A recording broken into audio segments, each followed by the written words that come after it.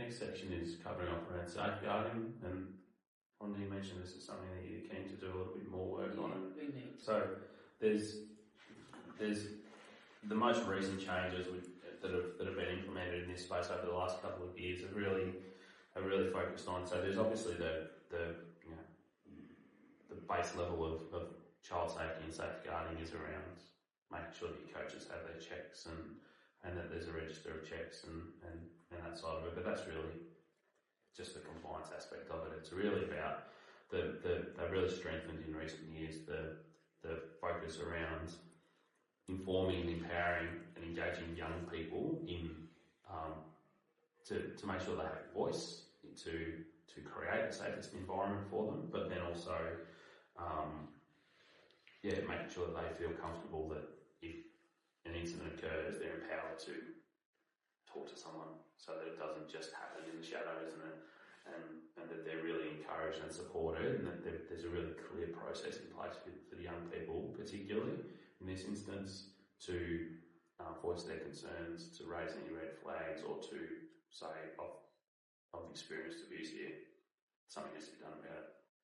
So, that's probably the strengthening aspect of it as well. There's the compliance piece and making sure that all the boxes are checked, that you've got a policy in place, that you've got a register of your coaches' checks and your volunteers' checks. But it's really about that proactive management of the safeguarding aspect and what discussions, what information gets shared with families to be able to make sure that kids and families are aware of what the association is doing. But then what's the advice that we've received from the Commission and from police around this is there isn't necessarily the expert, like sometimes bad things will happen, but if the association's done everything within its power to create a safe environment for their members, then it's going to be hard for, I suppose, it to be held against you as managers and coaches and officials. You've done everything possible, and if an incident has occurred, you've reacted quickly and you've referred to the processes that you've got in place. So that's the primary. Yeah, these are the standards. These are the 11 standards that are in place for that. For you to be able to say, we're doing everything within our power to create the safest environment possible. So it's around considering cultural safety for that's been a new one that's been added around cultural safety for Aboriginal children and young people.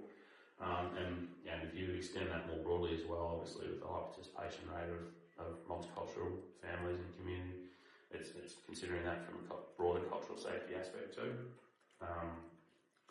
Committed leadership and governance and culture. So how can you demonstrate that you're doing something about it from your perspective? That piece around young people are empowered, which I've spoken to. I've sort of touched on a lot of these points to this point already. Families are informed, so what information is being shared with families around this. Diversity and equity is upheld and respected, speaking also to that. Inclusive environment, a culturally safe and inclusive environment, and considering gender within that as well.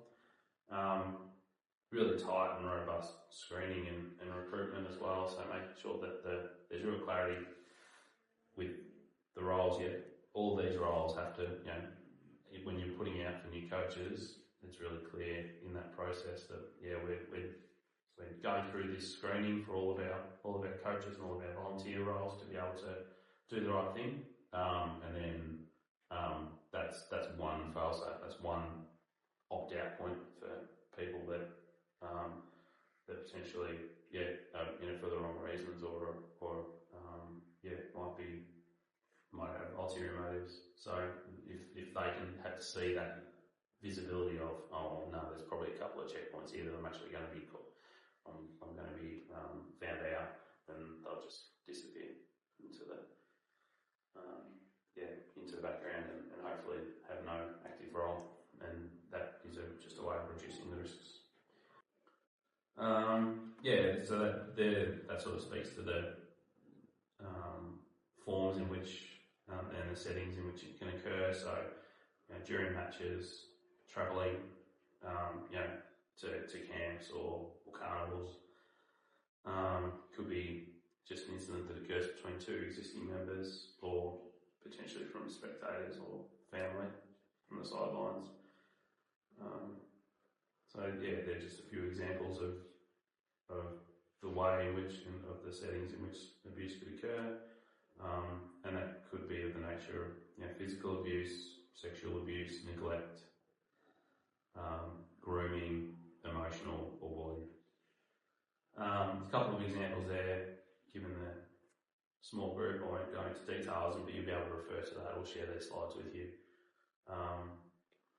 It could be online, could be in person, could be in the rooms. So just having that surveillance and making sure that you're preventing people from being in situations, preventing, say, like a senior coach from being in a position where they're alone with a junior player. Just making sure there's real clarity in terms of what coaches are and aren't allowed to do under the scope of their role within the association and more broadly. The obligations of the association are to make sure that they really put in place and have their policies, practices, education and culture, that they're really leading from example, and then in this instance making sure that information is then clearly communicated to the members, and there's, if they've got a concern or something, someone has a question, that they know where to go to.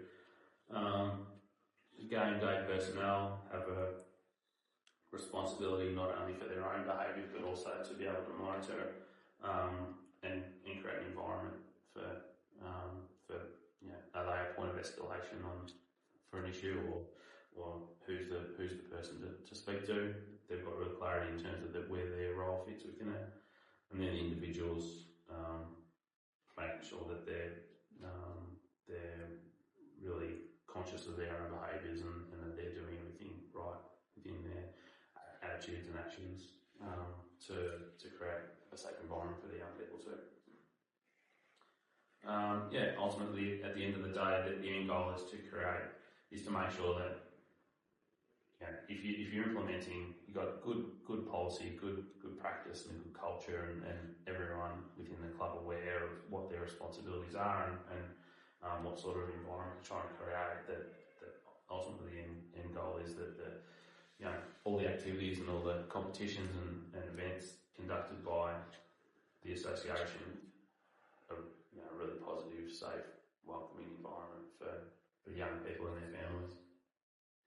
I'll share the resources. I'm sure that Badminton have some good existing templates and resources around this, but there's also some generic ones that have been developed by Big Sport and by Play by the Rules as well. But we've got some adapted templates that we've worked with some other associations and clubs with in the region too. So between all of those, we'll be able to make sure that we can send them through and work with you to update what you've got in place at the moment.